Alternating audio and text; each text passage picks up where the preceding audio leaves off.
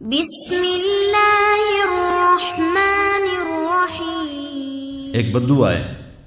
ایک صحابی آئے، یا رسول اللہ میرا باپ میرے مال کو خرچ کر دیتا ہے، مجھ سے پوچھتا نہیں ہے۔ تو ہم نے کہا بلاؤ اسے۔ ان کو جب بلایا گیا تو اس نے پوچھا کیوں بلا رہے ہیں؟ کہ تیرے بیٹے نے شکایت کی ہے۔ تو ان کو اتنا دکھ ہوا، انہوں نے چند اشعار پڑھے دل ہی دل میں، زبان پہ نہیں، دل ہی دل میں، اور مجلس میں آ گئے۔ جب پہنچے دربار رسالت تو جبریل آئے ہوئے، یا رسول اللہ اللہ تعالیٰ کہہ رہے ہیں اس کا مسئلہ بعد میں سنیں، اس سے کہیں وہ شعر سنا جو تو نے بیٹے کے گلے میں کہے ہیں، اور اب تیری زبان سے ادا نہیں ہوئے پر تیرے اللہ نے سنے۔ تو آپ نے اس سے فرمایا اچھا بھائی تیری گل تو میں بعد میں سنوں گا، تو پہلے وہ میں نے شعر سنا۔ انہوں نے کہا اشہد انک رسول اللہ، میں گواہی دیتا ہوں آپ اللہ کے رسول ہیں۔ یا رسول اللہ میں نے دکھ میں چند اشعار زبان سے نہیں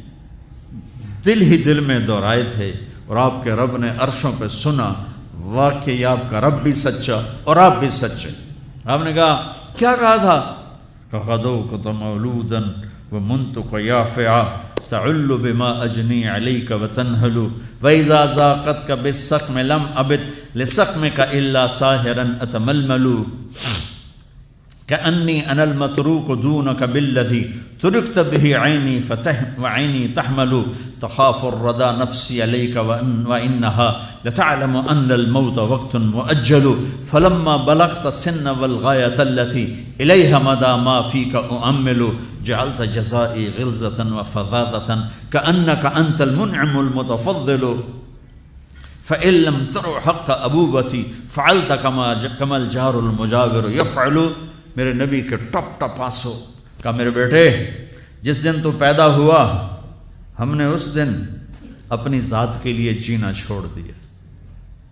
ہم نے تیرے لیے زندگی کا سفر شروع کیا،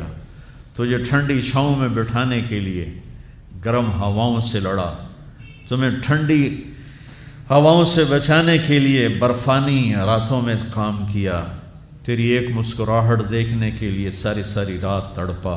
ساری ساری رات اپنے آپ کو کوہلو کے بیل کی طرح اپنی ساری جوانی کا رس نچوڑ کے تیری ہڈیوں میں ڈال دیا۔ میں بوڑھا ہوتا گیا، تو پروان چڑھتا گیا،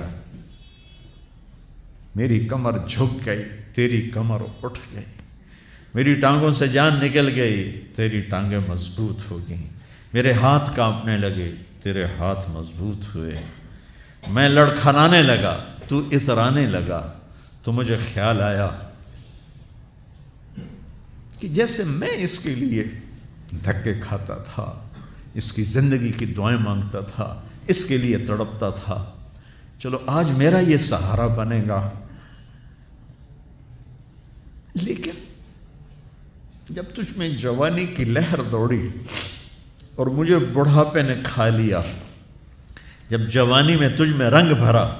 اور بڑھاپے نے میرے رنگ چھین لیے، جب جوانی تجھے سیدھا کیا بڑھاپے نے مجھے ٹیڑھا کر دیا، کمر جھکا دی، تو ایک دم تو مجھے ایسے گھور کے دیکھنے لگا، تیری آنکھیں ماتھے پہ چڑھ گئیں اور تو مجھے یوں دیکھنے لگا جیسے میں نوکر ہوں تو باپ، تو مالک۔ تو میں نے اپنی 30 سالہ زندگی کو جھٹلا دیا کہ ہاں میں باپ نہیں ہوں، میں نوکر ہوں، یہ میرا سردار ہے۔ اگر یہ بیٹا ہوتا تو یوں تو نہ کرتا، اس نے میری راتوں کے تڑپنے کو بھلایا، میرے گرمی سردی سے لڑنے کو بھلایا، کولو کے بیل کی طرح میرے چکر کاٹنے کو بھلایا،